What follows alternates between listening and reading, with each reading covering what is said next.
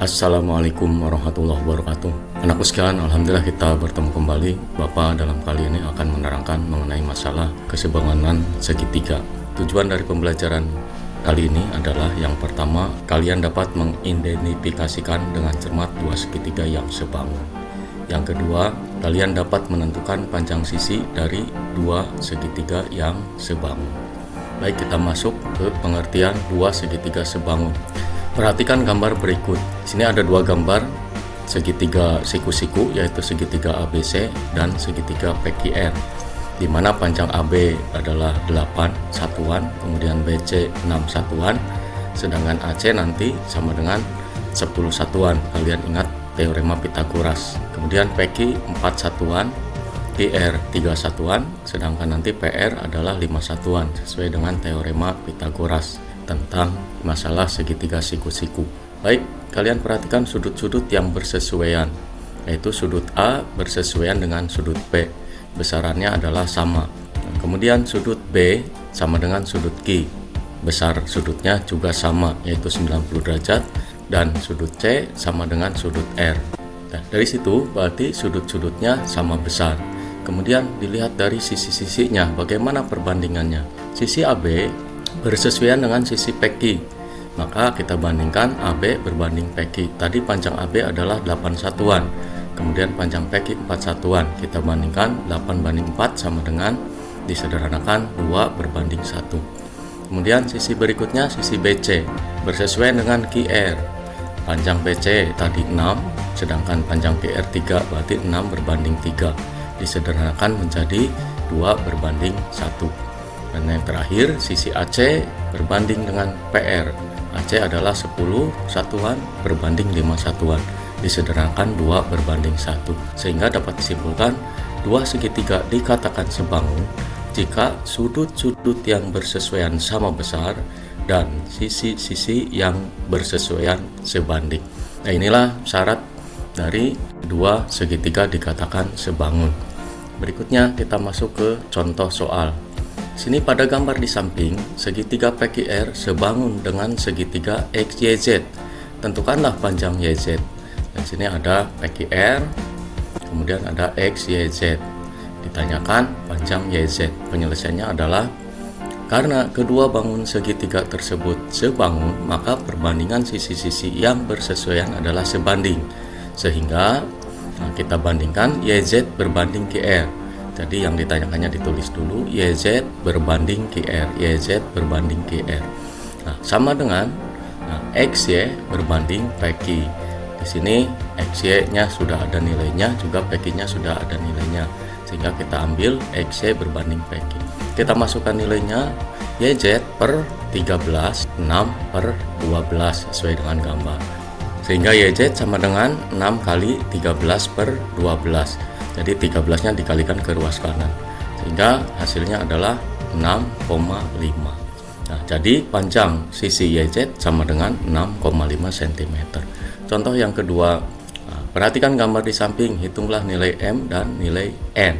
Maka kita menggunakan perbandingan AB berbanding BD, AB dibandingkan dengan BD, sama dengan AC berbanding CE. Ini sifat dari perbandingan dari dua buah segitiga. Kemudian diganti nilainya, AB diganti M, BD diganti dengan 5. Kemudian AC-nya adalah 4 dan CE-nya adalah 2. Dengan menggunakan sifat perbandingan, maka kita kalikan 5 ke ruas kanan, sehingga M sama dengan 4 kali 5 dibagi 2, hasilnya adalah 10. Berikutnya kita mencari nilai N, yaitu N itu sama saja dengan BC. BC berbanding DE sama dengan AC berbanding AE. BC kita ganti dengan N, DE-nya berganti 12 sama dengan AC-nya 4 per 4 ditambah 2. Jadi nilai AE, panjang AE itu adalah 4 ditambah 2. Berikutnya kita tinggal menghitung sehingga N sama dengan 4 kali 12 dibagi 6. Sehingga nilai akhirnya adalah ditemukan 8. Jadi nilai M sama dengan 10 cm dan nilai N adalah 8 cm.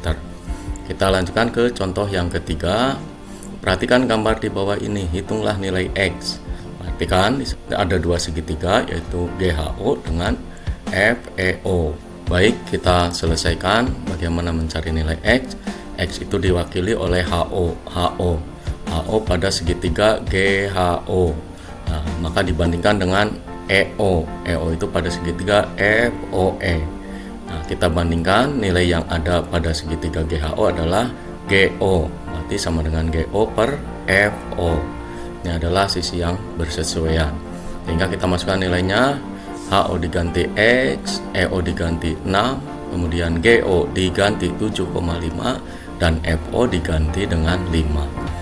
Kita hitung, berarti X sama dengan 7,5 kali 6 dibagi 5, sama dengan 7,5 dibagi 5 adalah 1,5 kali 6, sehingga nilai X sama dengan 9. Jadi ditemukan nilai X sama dengan 9 cm. Berikutnya contoh yang terakhir, perhatikan gambar di bawah ini, hitunglah panjang KM. Nah, perhatikan KM itu terletak pada segitiga KML atau KLM di hadapan tiang sudut L ini. Maka kita perhatikan sudut L itu sama dengan sudut E. Nah, sudut L sama dengan sudut E.